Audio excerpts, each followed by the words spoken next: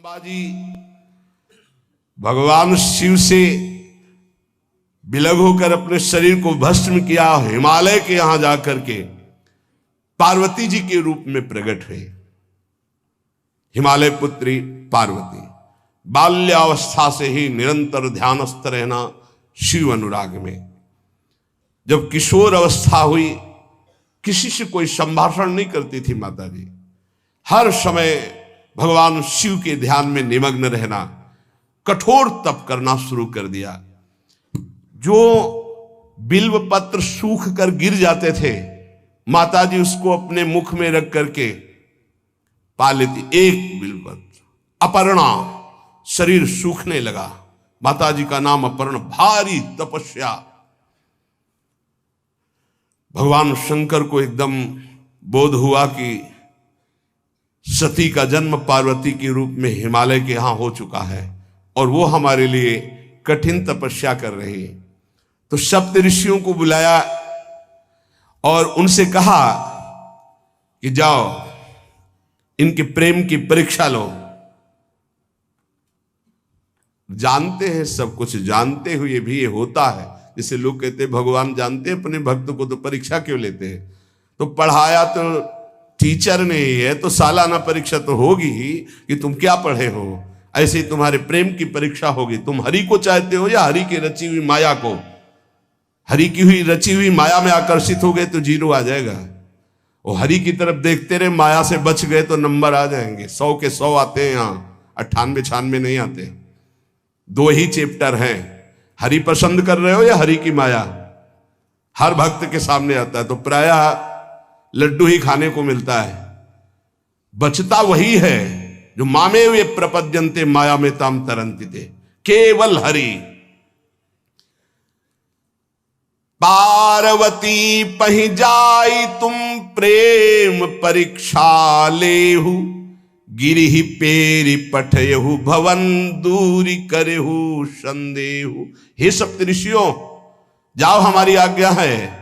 पार्वती की प्रेम की परीक्षा लो, यदि पास हो जाएं तो उनको तपस्या से निवृत्त करो। बोलो महादेव जी प्राप्त हो जाएंगे। जाओ भवन को चली जाओ, तपस्या की आवश्यकता नहीं। ऋषियों ने जाकर के पार्वती जी को देखा, मानो मूर्तिमान तपस्या विराजमान हो, अस्थिमात्र हुए रहे शरीर, सूखे पत्ते बिल्व के। मुनि बोले, हिमांचल नंदिनी, इतना कठोर क्या प्राप्त करना चाहती हो? किसकी आराधना कर रहे हो? तुम्हारा लक्ष्य क्या है? यदि हम सुनने के अधिकारी हों तो आप कृपा करके बता सकती हैं। पार्वती जी ने कहा, मन बड़ा सकुचाता है आपसे बताने में। आप लोग कहीं मेरी हंसी ना उड़ा दें जो मेरा लक्ष्य है। मैंने भी बहुत सिखाने की कोशिश की, लेकिन मेरा मन नहीं मान रहा, हठ पकड़ लिया है। क्योंकि मेरे गुरुदेव ने मुझे जो आकर के बचपन में बता दिया, मैं वही हृदय से स्वीकार कर ली। मनु हठ परा सुनई न सिखावा, चहत बारी पर भीति उठावा। नारद कहा सत्य सोई जाना, बिनु पंखन हम चाहि उड़ाना। मुनियो, वैसे आप भी हंस दोगे। ऐसा लगता है जैसे हम भारी प्रबल धारा में बालू का बांध बनाना चाहती हैं। कहां भगवान शिव और कहां मैं? मेरी गुरुदेव नारद ने बचपन में आकर के कहा, तुम्हारे पति देवाधिदेव महादेव होंगे। बस मैं तब से अपने पति की प्राप्ति की आराधना कर रही हूं। पता नहीं आप मेरी बात सुनकर हंसेंगे कि मानो बिना पंख के मैं आकाश को छूना चाहती हूं। ऋषि हंस पड़े और कहा, बात तो सही है। पर्वत से उत्पन्न हुई हो तो इसलिए तुम्हारी बुद्धि भी हमें लगता है जड़ ही है। नारद के उपदेश से आज तक किसी का घर बसा है? नारद के उपदेश से किसी का घर बसा है? अरे जिस जिसका उपदेश किया उसको बैरागी बना दिया, गृहस्थी तो बनाया नहीं। नारद उपदेश सुनकर किसी का घर बसा हो ऐसा तक प्रमाण नहीं है। देखो दक्ष के पुत्रों को उपदेश किया, 10,000 एक को 1,000 एक, लौट कर नहीं आए, सब बैरागी बन गए। चित्रकेतु को उपदेश किया, घर चौपट हो गया। प्रहलाद जी को उपदेश किया, पूरा हिरण्यकश्यप का नाश हो गया। नारद सिख जे सुनहि नर नारी, अवसि होई तजी भवनु भिखारी। तुम्हारे गुरु नारद जी की जो सीख सुना बर्बाद हो गया, बाबा जी बन गया, भजनानंदी बन गया। वैसे हम बताएं, नारद जी हैं बड़े कपटी, ऊपर से साधु का चिन्ह है, अंदर से कपट। क्या कपट? उसके संसार का नाश कर देते हैं, भगवान से जोड़ देते हैं। मुझे नारद जी की बात कम समझ में आती है। ये उल्टा बोल रहे ऋषि परीक्षा के लिए, गुरु निष्ठा हटाने के लिए, समझ रहे हो? पार्वती जी ने कहा बचपन में मेरे गुरुदेव ने बता दिया, वही मैं। नारद जी की बात, आज तक घर किसका? जो नर नारी नारद की बात सुने भवन त्याग करके भिखारी बन गया, प्रमाण है। उनके वचनों पर तुम विश्वास मान रही हो। महादेव जी को पति निर्गुण नीलाज कुबेश कपाली, अकुल अगेह दिगंबर ब्याली। नारद जी ने तुम्हें भगवान शिव को पति बिल्कुल निर्गुण समझो। निर्गुण का मतलब दूसरा भी अर्थ होता है और एक अर्थ होता है कि कोई गुण नहीं। नीलाज, नंगे धड़ंगे घूमते कभी कभी। दिगंबर, कोई लज्जा नहीं। कुबेश, भाई सुंदर मुकुट लगाए हो, पोशाक पहने हो, नहीं, चिता की भस्म लगाए, मुंडों की माला पहने, बहुत बहुत बाघंबर डाल लिया, ये कुबेश है। कपाली, मनुष्य के मुंडों की माला।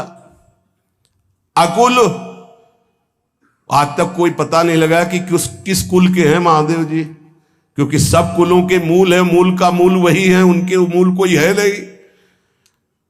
आगे एक दीवाल नहीं है, 60,000 योजन का एक बरगद का पेड़ है, उसी के नीचे रहते। 60,000 योजन, 1 योजन 4 कोस, 1 कोस 3 किलोमीटर। कितना बड़ा वटवृक्ष? कैलाश में एक वटवृक्ष जिसके नीचे रहते 60,000 योजन का। 6 ऋतुएं शोभा देती उसी वटवृक्ष के। और कोई घर तो है नहीं महादेव जी के। और आभूषण भूल मत करना, बड़े बड़े विषैले सांपों का आभूषण कोई सोना चांदी नहीं पहनते महादेव जी। हमें लगता है ऐसा दूल्हा के लिए ऐसा तप। नारद जी ने ठग लिया तुम्हें, पागल बना दिया तुम्हें। देवाधिदेव महादेव के सुनो, इन्हीं ने शिक्षा दी थी सती को। ऐसे बौरे पति मिले, आग में जाके शरीर भस्म करना पड़ा। इसलिए हम तुम्हें बता रहे हैं कि बहुत सुंदर दूल्हा हम देख के आए हैं। हम जान गए थे कि तुम तपस्या कर रही हो। हरि का नाम सुना है? बैकुंठ में रहते हैं, बहुत सुंदर हरि है। यदि उनका आप वर्ण कर ले तो सुखी हो जाएंगे। बैकुंठ राजधानी, अब आभूषण उनके क्या कहना, पार्षद सही। ऐसे शिव जो चिता की राख लगाते हैं, सांपों की माला पहनते हैं, मुंडों की माला, सांप का जनेऊ, बाघंबर, हमें तो पसंद नहीं आए। और हमारी बात मान लो, ऐसे के पास स्त्रियां टिक नहीं सकती जिनके घर नहीं, आभूषण नहीं, धन नहीं, कोई भोग सामग्री नहीं, उदासीन, उनको किसी से मतलब नहीं। तो सुनो, हमारा विचार स्वीकार कर लो। अति सुंदर सुचि सुखद सुशीला, गावहि वेद जासु जस लीला।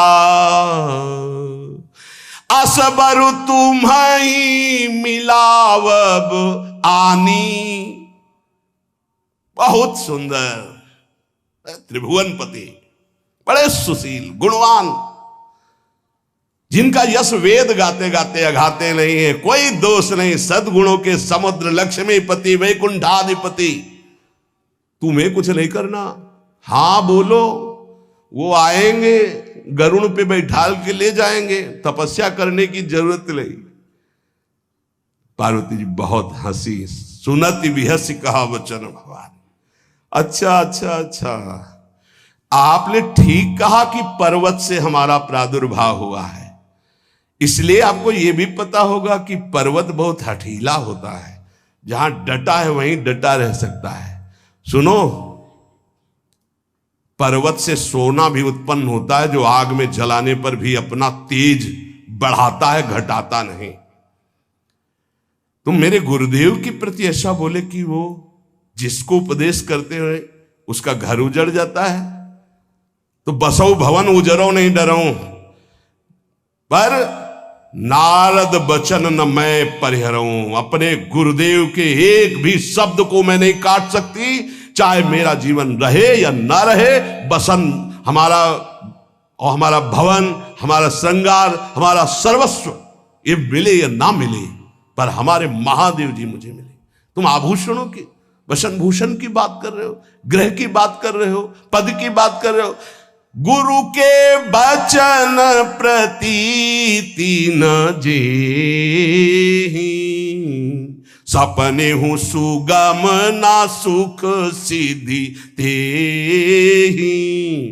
एक बात तुम्हें बता दूं सप्तऋषियों, जिसे अपने गुरुदेव के वचनों पर विश्वास नहीं, गुरुदेव का भरोसा नहीं, उसे कभी कोई सुख और सिद्धि कदा प्राप्त ही नहीं हो सकती। महादेव वो गुण भवन विष्णु सकल गुण धाम, जय कर मनोरम जाहि संते ही संकाम। आपने बताया कि महादेव में कोई गुण नहीं है और विष्णु समस्त सद्गुणों के धाम है, मैं मानती हूं, लेकिन मेरा मन महादेव जी से रम गया है। अब तो केवल महादेव जी, पहले मिलते हो सलाह करते तो तुम्हारी बात सुनती, अब तो गुरुदेव नारद जी ने जो उपदेश किया वही मैं करूंगी। अब मैं जन्म संभुहित हारा, को गुण दूषण करे विचारा। ये इष्ट निष्ठा होनी चाहिए। अब तो हमारा जन्म आराध्य देव के लिए, अब कौन गुण दोष का चिंतन करे।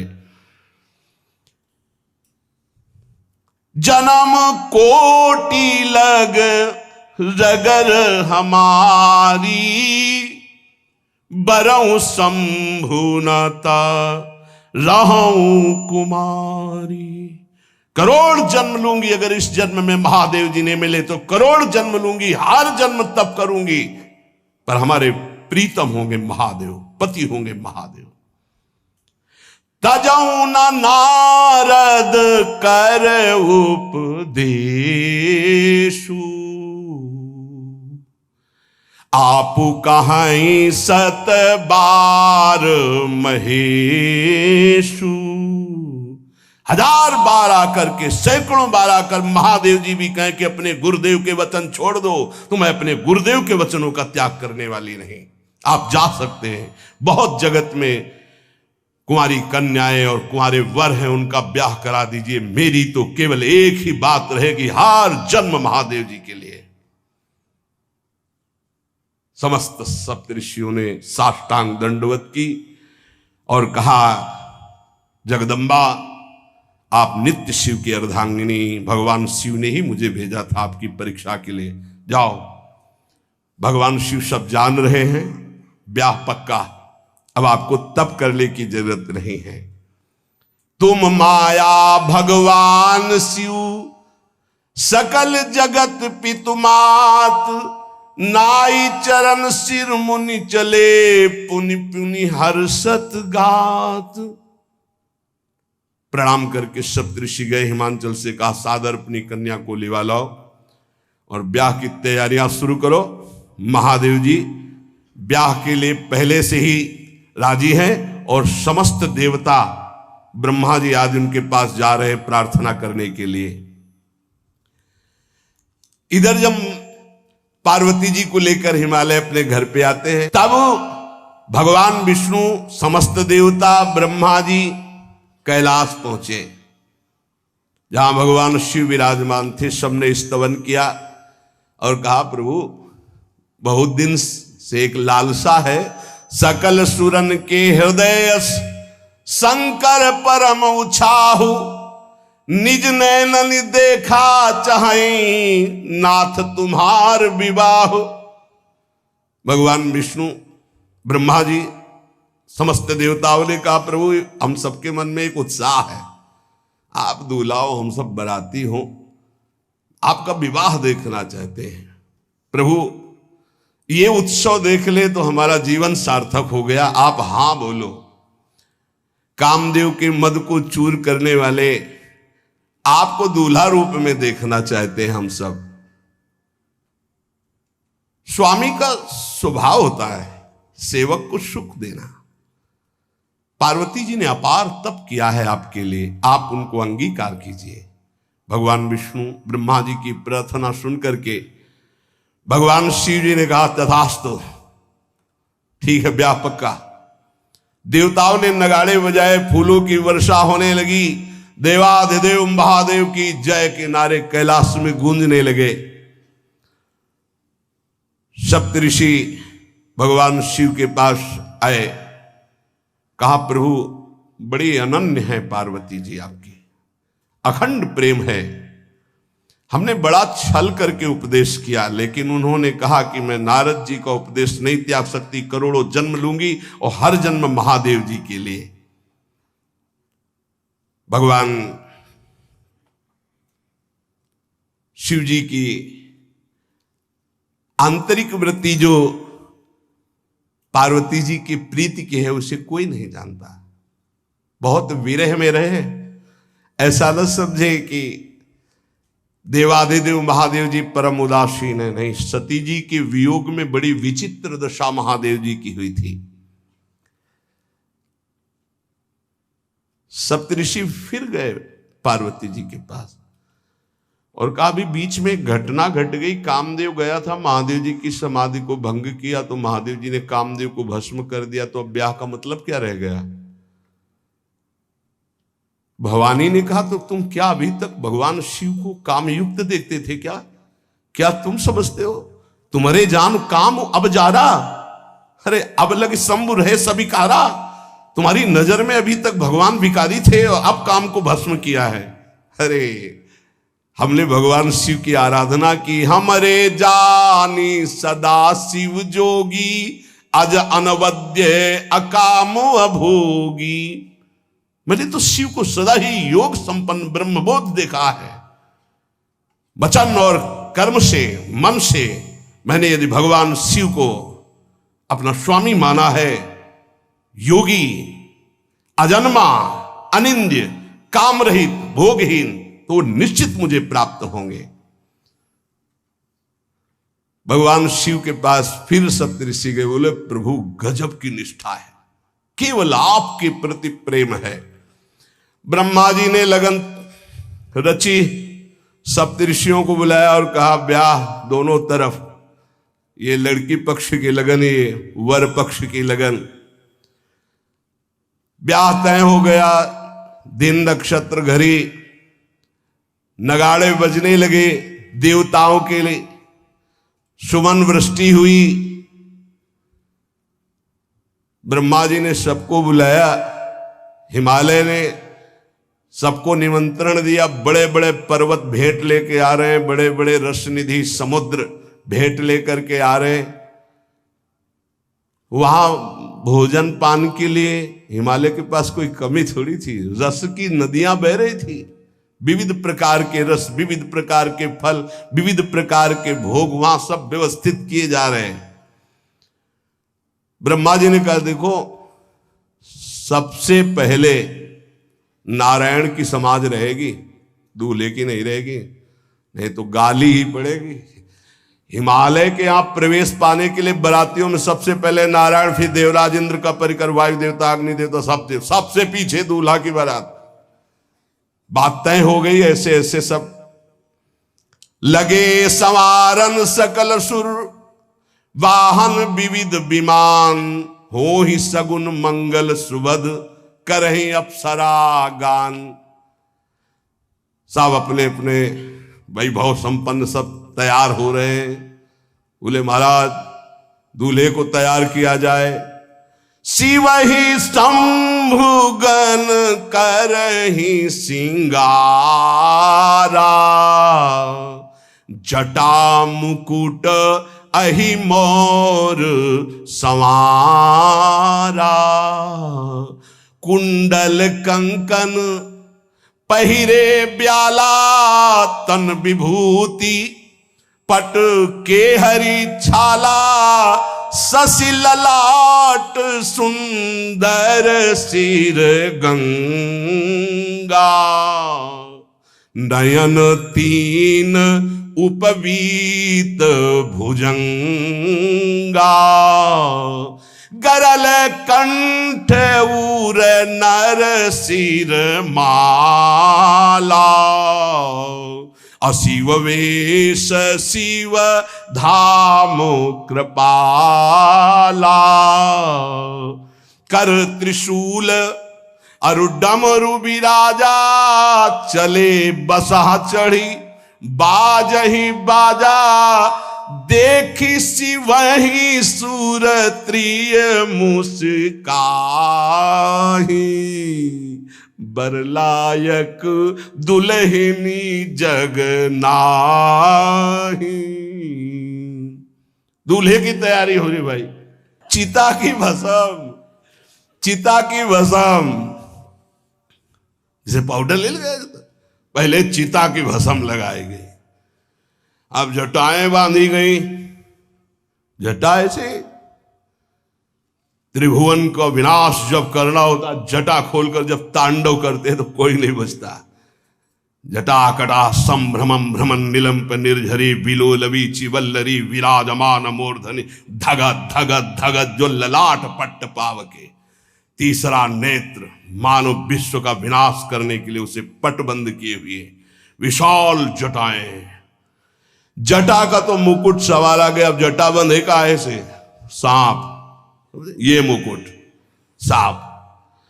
और कुंडल करिया और भूरी भी थी। हाँ, सोने चांदी के लिए डंक मार दे तो बेहोश हो जाओ ऐसे। पहिरे ब्याला, बाजूबंद छोटे फण वाले, है कोई पनिहा कोई दुमहा ऐसे। और ऐसे जनेऊ वासुकी नाग, गले के माला भगवान का विभूत, ऐसा स्वरूप है। और शेर की छाल नीचे। शशि ललाट, द्वितीया का चंद्र, शशि ललाट, ये मुकुट द्वितीय का चंद्रमा। सुंदर सिर गंगा, भगवती गंगा फवारे ले उठते जटा के बीच से गंगा जी। नयन तीन, माथे वाला बंद है, दो खुले हैं। उपवीत भुजंगा, जनेऊ वासुकी नाग। गरल कंठ, नीलकंठ विष यहां रोके हुए। और मुंडों की माला, हाथ में त्रिशूल, डमरू बंधा हुआ, नंदिकेश्वर पे सवार। बोले ऐसे दूल्हा के लिए दुल्हन तो त्रिभुवन में नहीं मिलेगी। ऐसा दूल्हा दुल्हन का मिलेगी। अच्छा, दूल्हा सज गया। ब्रह्मा जी ने देखा, बोले महाराज आगे आपकी सवारी। नारायण भगवान उनके चतुर्भुज पार्षद, शोभा सुगंध सौरभ, आगे गरुण पे सवार, पीछे हंस पे सवार ब्रह्मा जी अपना परिकर, देवराज इंद्र, भगवान विष्णु जी दूल्हे की तरफ देखे। बोले महाराज विष्णु कहा अस बिहस तब बोल सकल दिशराज। बिलग बिलग होई चलो सब निज निज सहित समाज। कोई भी दूल्हे के पास मत फटको, पीछे रहने दो, सब अलग अलग समाज चलो। नहीं पानी नहीं मिलेगा हिमालय के अगर आगे ये हुई तो। अब तो वर अनुहारी बरात न भाई, हंसी करहियो पर पुरजाई। नारायण ने कहा कि दूल्हा के अनुरूप ही हम सब बराती नहीं भैया, दूल्हा सबसे पीछे, सब बराती क्रम से पहले हम, फिर ब्रह्मा जी, फिर देवराज इंद्र, ऐसे सब। भगवान शिव ने कहा तुम अपने पार्षद सब लिए हो, तो हम बुलाते हैं। श्रृंगी निकाली, जे ही बजाया तो भगवान शिव के पार्षद आ गए। शिव अनुशासन सुनि सब आए, प्रभुपद जलज शीस तिन, जय हो महाराज की आज्ञा करो। अरे बोले विवाह हमारा बहुत दिलों से आओ। घुचप्पा जैसे देखो ना, अगिया बैताल। हाँ अब कैसे शिव के बराती हैं, जरा ये आगे पार्टी तो निकल गई बंदनी। ये जो भगवान शिव ने बुलाया बरातियों को, अपने साथियों को मुखहीन विपुल मुख काहू, बिनु पद कर को बहुपद बाहू, विपुल नयन को नयन विहीना, रिष्ट पुष्ट को अति तन खीना। किसी के एक को मुख नहीं, केवल मांस का पिंड है, और किसी के पूरे शरीर में मुख ही मुख है। किसी के एक भी हाथ पैर नहीं है, लुढ़कता चल रहा है, और किसी के बहुत से हाथ पैर हैं। किसी के नेत्र नहीं है, किसी के बहुत नेत्र हैं, बड़ा विचित्र। किसी के हड्डी हड्डी है तो कोई बहुत मोटा है, कोई बहुत पतला है। तनखीन को अति पीन, पावन को अपावन, गति धरे भूषण कराल, कपाल कर सब सद्य सोनित तन भरे। खरस्वान सुमर सुकाल, मुख गन भेष अगणित को गने, बहुजिनस प्रेत पिशाच जोगी, जमात वर्णत नहीं बने। पिशाचिनी खून लपेटे नाच रहे, भगवान शिव का विवाह। और भूत और किसी के सुअर के मुंह, किसी के कुत्ता के मुंह, किसी के गधा के मुंह, बड़ा विचित्र भेष भगवान के शिव के पास।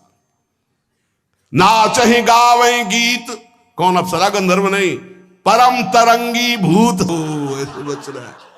ये गान हो रहा, हड्डी हड्डी है भूत की, भगवान शिव के सामने नाच रहा है, गा रहा। कैसा शोभा होगी, खून लपेटे पिशाचिनी, अगिया बैताल, रोड लाइट, अगिया बैताल, भगवान शिव की बारात।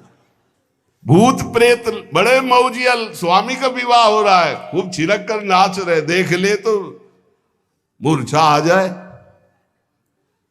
अब बनी है बारात, तो जस दूल्हा तस बनी बराता। बाजा कौन बाज रहे हैं?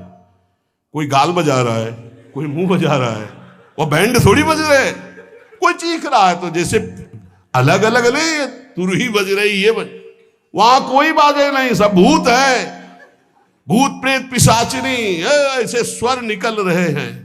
अब भगवान शिव चले नंदिके पर सवार होकर, जस दूल्हा तस बनी बराता। हिमालय बड़े उत्सव में है, देवाधिदेव महादेव जी की महिमा हिमालय की पत्नी से नारद जी ने सब सुना रखी है। अब तो जितने भी सुंदर सुंदर सब पदार्थ, सब व्यवस्थाएं, सब किए, हाथ जोड़े खड़े हैं। जगदम्बा जहां विराजमान है, वहां सिद्धियों की कौन सी कमी है। ये हुआ कि जय हो बारात पधार रही है, सामवेद का गान करते हुए गरुड़ पर विराजमान भगवान नारायण। सब हिमालय वासी ओहो धन्य है, धन्य, यही दूल्हा है, बाराती है। दूल्हा तो भी बहुत है, सुंदर हो गए, सब देख के लुभायमान हो गए, नारायण परिकर सब। पीछे देखा हंस पर सवार भगवान ब्रह्मा जी, चतुर्मुख, वेद सब। दूल्हा पीछे, गांव के नगर के लोग है ना, ये दूल्हा नहीं, सयाने लोग कहते हैं दूल्हा। दूल्हा तो ये तो ब्रह्मा जी है, देवराज इंद्र, ये दूल्हा? नहीं नहीं नहीं, ये दूल्हा नहीं, ये दूल्हे की बाराती है। वो गजब, इतने सुंदर दूल्हे के बाराती, तो दूल्हा तो फिर बहुत हृदय में आनंद है, उत्साह है। नगर की बालक बालिकाओं नववधुओं को ऐसे देख रहे, दूल्हा कौन है ऊपर से चढ़े। जब सब निकल गए तो बहुत हृदय में आनंद था कि अब दूल्हा के दर्शन होंगे। जोई दूल्हा की पार्टी आई, शिव समाज जब देखन लागे, भीतरी चले बाहन सब, जितले अगवाली कर ले आए थे, धोती संभाल के जान बचा के भागे। जो बड़े बूढ़े थे, जो महिमा सुने थे, वो धरी धीरज ताहा रहे सयाने, बड़ी हिम्मत करके रुके कि शिव हैं। लेकिन जो नौजवान बालिकाएं, बूढ़ी नौबहुएं, ये को वहां मंगलाचार में नहीं टिकी, सब अगवानी पे भाग पड़ी। धीरज धर करके बालक घर में पहुंचते, जवान पहुंचते, बहुएं, क्या बात है, तुम लोग भयभीत क्यों हो गए? कोई घटना घटी क्या ब्याह में?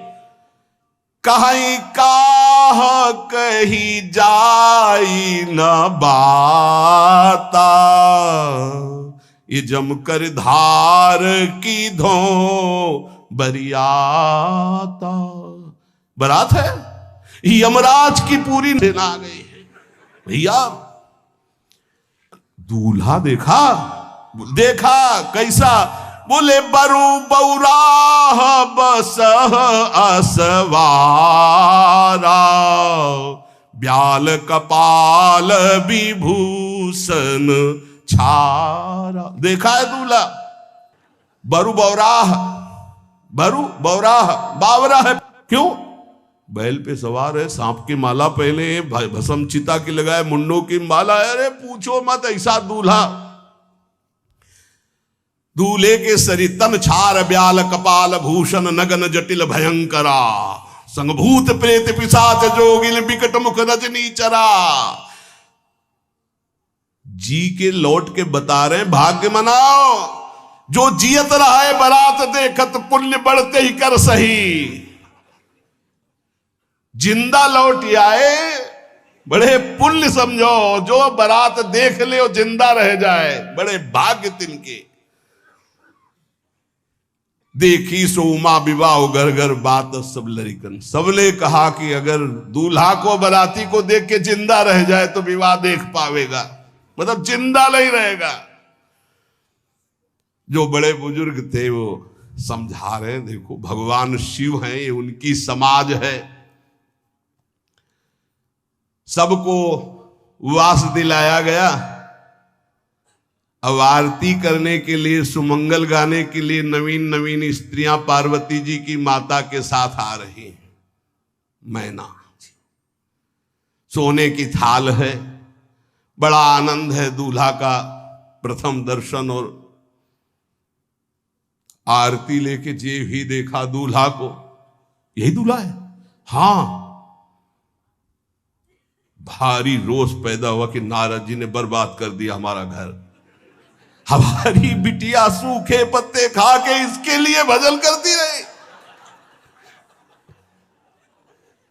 मैना जी ने पीछे मुड़ के देखा, एक भी नहीं स्त्री थी, अकेले थाली लिए खड़ी थी।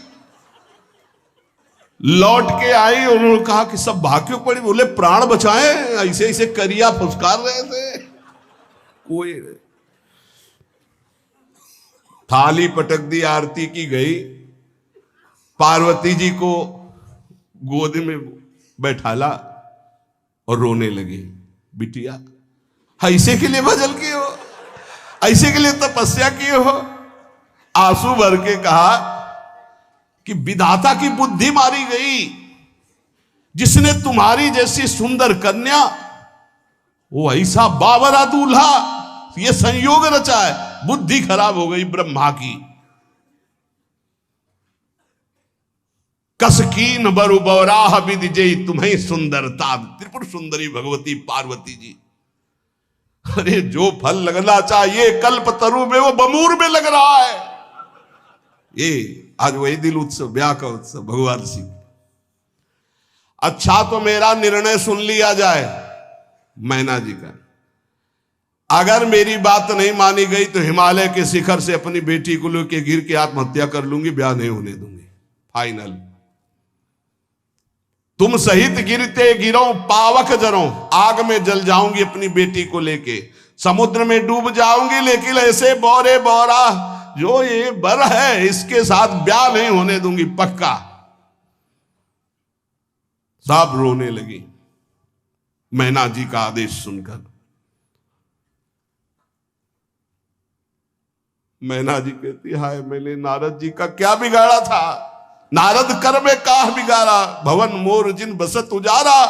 कितना बढ़िया सब चल रहा था, बेटी को उपदेश किया कि वर तुम्हारे शिव देवाधिदेव महादेव, बर्बाद कर दिया सब। ऐसा दूल्हा, सच्ची मैं ठगी गई नारद जी के द्वारा, पर अब अपना घर बर्बाद नहीं होने दूंगी। क्या जाने नारद जी बेटी का प्रेम क्या होता है, बांझ कभी प्रसव की पीड़ा जानती है, क्या जाने बाबा जी है हमारी बेटी हो ऐसा दूल्हा। जब देखा कि मां बहुत गुरुदेव को उल्टा सीधा बोल रही है तो उन्होंने कहा, माता विचार पूर्वक, जननी ही बिकल बिलो की भवानी, बोली जुत विवेक मृदुबानी। मां विचार पूर्वक, तुम क्यों ऐसा आलाप कर रही हो, अगर मेरे भाग्य में ऐसा पति लिखा है तो तुम टाल नहीं सकती। करम लिखा जो बाउर नाहू, तो कत दोष लगाई काहू। तुम सन मिटे की विधि के अंका, व्यर्थ लेहु जनि मातु कलंका। मां मेरे भाग्य में ऐसा ही लिखा है, आप व्यर्थ में क्यों रो रही। जब पार्वती जी की ऐसी करुण बात सुनी तो सब स्त्रियां रोने लगी, विधाता को दोष लगा रही।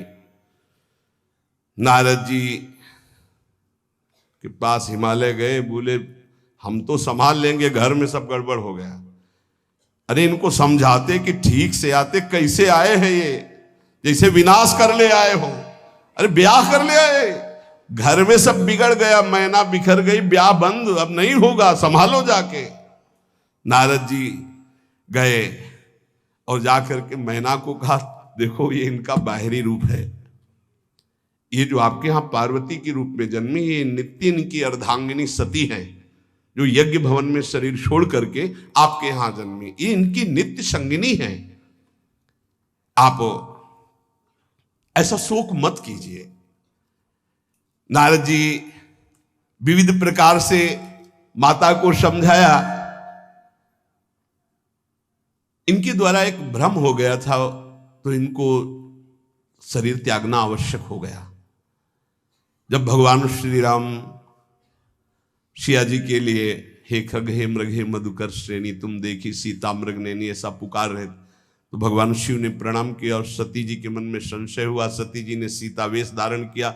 जब भगवान शिव ने जाना तो उसी समय त्याग कर दिया था कि अर्धांगिनी रूप में अब कभी स्वीकार नहीं करो, क्योंकि पूज्य माता का रूप आपने धारण किया।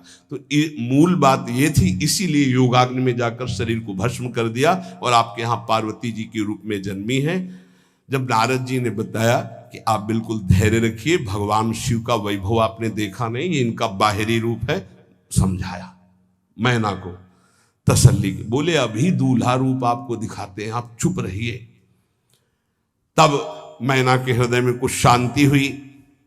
जितने गांव के नगर के सब लोग थे, सबको सूचना पहुंची, डरो मत, भगवान शिव है, ये लीला कर रहे हैं। अभी नारद जी गए और बोले विवाह करना है कि नहीं करना, शंकर जी से कहा। बोले वह आए इसीलिए, बोले ये सब बंद करो आप, ये रूप से विवाह होता है, वह हमारी सारी जो बिचौलिया हमें पीट रहे हैं, हम उधर जाओ तो उधर, ये रूप हटाओ। बोले कौन सा रूप धारण करें, दूल्हा रूप धारण करो।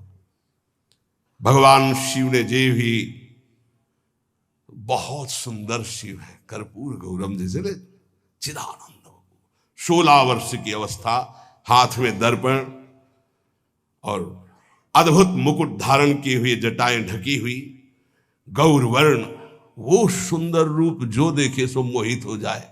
ध्याये नित्यम महेशम रजति किरणिभम चारु चंद्रावतन सम। कैसा सौंदर्य रूप महादेव जी का। चलो अब जो जेवनार के लिए सब शुभ नववधुएं सब मैना जी को बुलाया, देखो दूल्हा आ रहे हैं, एक एक कदम ऐसे चल रहे, संभाल संभाल के जैसे चलना सीख रहे हो। तांडव करने वाले चरण है, पर नारद जी ने को अब नहीं, नव किशोर अवस्था, हाथ में दर्पण, वो सुंदर रूप भगवान शिव का, एक एक कदम बारात में जो देखे सो मोहित। मैना ने कहा हो अहो भाग्य, ऐसे दूल्हा बोले वही हैं जो नंदी पे सवार थे, इनके स्वरूप को जानना बड़ा कठिन है। अब जो सुंदर जेवनार हुई बरातियों के साथ भगवान शंकर की बड़े मधुर गीत गाए जा रहे हैं।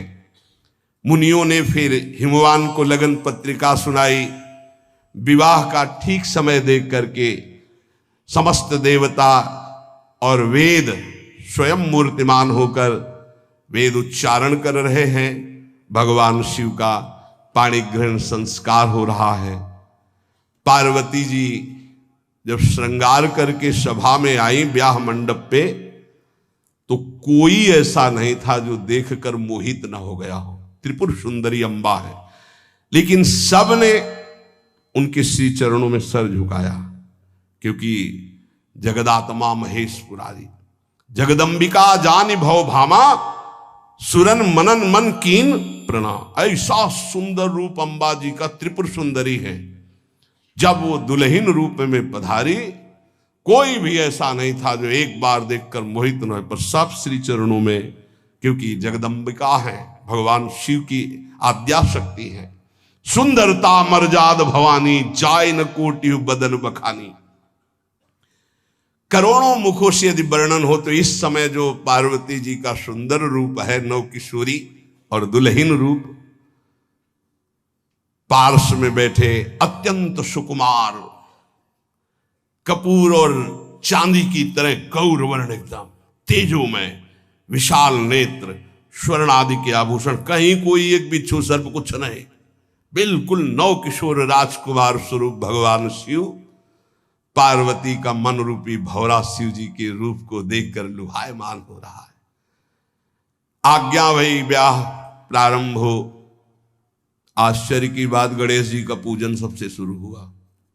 लियो, मुनि अनुशासन गणपति पूजे शंभु भवानी गणानान्त्वा गणपति ग्वंघवामहे प्रियानान्त्वा प्रिय। लियो, बोले गणेश जी और पार्वती जी के मतलब पुत्र का भावातल कि वो जब उट्टल लगा रही थी उसी से गणेश, ये आदि गणेश है, ये आद्य गणेश है। जैसे आदि ब्रह्म, जैसे आदि ब्रह्म स्वरूप ये गणेश है। भगवान शिव और पार्वती जी ने प्रथम गणपति पूजन किया। मुनि अनुशासन गणपति ही पूजे शंभु भवानी को सुनि संशय करे जनी। ये अनादि जी जान, कोई संशय मत करना कि वो पुत्र है जो पार्वती जी से प्रकट हुए। बोले नहीं, ये अनादि गणपति का पूजन हो रहा है जो ब्रह्म गणपति है। जस विवाह कै विधि श्रुति गाई महामुनिन सो सब करवाई। गही गिरीश कुश कन्या पानी भवई समर्पी जानी भवानी। पाणी ग्रहण संस्कार किया, कन्यादान। ये बहुत बड़ा गृहस्थ धर्म में परम पावन है। देखो, जो हमारी पूर्व धर्म मर्यादा की संस्कृति कितनी पावन संस्कृति है, जिसको आज हम भूलते चले जा रहे हैं, मनमानी आचरण करते चले जा रहे हैं। इसलिए गृहस्थ भी सुखमय नहीं रह गया है। गृहस्थ अगर धर्म के अनुसार हो तो उसको परम पद की प्राप्ति होती, परम मंगल होता है। बहुत ये जो हमारी धर्म मर्यादा है बहुत सुख देने वाली है, लेकिन इसका प्रतिदिन उल्लंघन ही होता जा रहा है। न माता से मतलब, न पिता से मतलब, मनमानी आचरणों से मतलब, जो मन जैसे आवे वैसे बहे, ये हमारी धर्म मर्यादा। देखो स्वयं भगवान कैसी मर्यादा है, पानी ग्रहण कर रहे, कुछ जल मंत्र, ब्रह्म ऋषि साक्षी, फिर पानी ग्रहण। पानी ग्रहण जब कीन महेशा, ये हर से तब सकल सुरेशा। वेद मंत्र मुनि बर उच्चरहि, जय जय जय शंकर सुर करहि। बाजहि बाजन विविध विधाना, सुमन वृष्टि नभ भय विधि नाना। जिस समय पाणी ग्रहण भगवान देवादिदेव महादेव रंबा पार्वती का हुआ, समस्त देवता मुनिगण वेद मंत्र उच्चारण करते हुए जय हो जय हो जय हो, विविध बाजे बज रहे, पुष्पों की वर्षा हो रही। हर गिरजा कर भयउ विबाहु, सकल भुवन भरी रहा उछाहु। भगवान शिव और पार्वती जी का विवाह संपन्न हुआ। बहुत कुछ श्री चरणों में भेंट रख करके हिमांचल ने प्रार्थना की, प्रभु आप तो कृपा के समुद्र हैं, अगर मेरी पुत्री से कभी कोई गलती हो जाए तो क्षमा करना। नाथ मामम प्रांशम ग्रह किंकरी करेहु, क्षमेउ सकल अपराध हुई प्रसन्न वरुदेव। हे शिव, आपसे एक ही प्रार्थना है, मेरी पुत्री अबोध है, कभी कोई गलती कर दे तो हे नाथ मैं क्षमा चाहता हूं, मेरी पुत्री से कभी आप रुष्ट मत होना। बहुत प्रकार से भगवान शिव ने उनको आशीष दिया, ढांढस बंधाया। फिर भगवान शिव और उमा आनंद पूर्वक कैलाश पधारे। चरित सिंधु गिरजा रमन, वेद न पावहि पारू। बरने तुलसी दास किमि, अतिमति मंद गवा। कह रहे भगवान शिव की महिमा को तो वेद नहीं पार पा सकते। गोस्वामी तुलसीदास जी कह रहे मैं भला उस महिमा को कैसे गा सकता हूं, मैं तो गवार बुद्धि का हूं। भगवान शिव और माता पार्वती जी आज भी अब भी कैलाश में विराजमान है। हर गिरजा विहार नित नयऊ, यही विधि विपुल काल चले गए हो।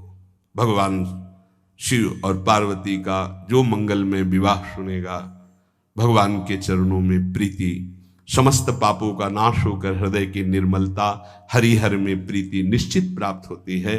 क्योंकि ये परम वैष्णवाचार, परम बोध संपन्न जगत गुरु भगवान शिव की लीला हृदय के अहंकार को मिटाती है। ये अहंकार के अधिष्ठात्र देवता है भगवान शिव, और जब तक अहंकार रहता है तो हरि के चरणों में या प्रियाजू के चरणों में प्रीति नहीं होती। सुनहु राम कर सहज स्वभाव, जन अभिमान न राखे काहू।